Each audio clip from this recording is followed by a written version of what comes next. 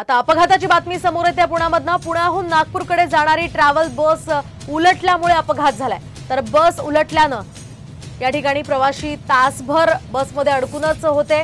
तर या अपघातामध्ये 30 प्रवासी जखमी झाल्याचं कळतंय। यातले 8 प्रवासी गंभीर जखमी आहेत। बसला इमर्जन्सी एक्झिट नसल्यामुळे हे प्रवासी अडकून पडल्याचं बोललं जात आहे। किनगाव राजाजवळ जुन्या मुंबई नागपूर महामार्गावर हा अपघात झालाय। चालकाचं बसवरचं नियंत्रण सुटून ही बस रस्त्याच्या कडेला उलटली आणि त्यामुळे हा अपघात झालाय। पहाटे 5:30 वाजण्याच्या सुमारास हा अपघात झाल्याचं कळतंय। आपण पाहतोय आताची ही महत्त्वाची अपडेट। 8 प्रवाशांची प्रकृती यामध्ये गंभीर जखमी असल्याचं कळतंय। इमर्जन्सी एक्झिटच या बसला नव्हती आणि खरं तर ही धक्कादायक बाब म्हणावी लागेल।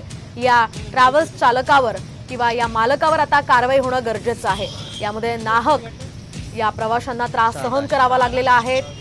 तर अनेक प्रवासी यामध्ये किती वेळ अडकून पडले होते। मागवड नाही तिकडे रस्ता नाही जायला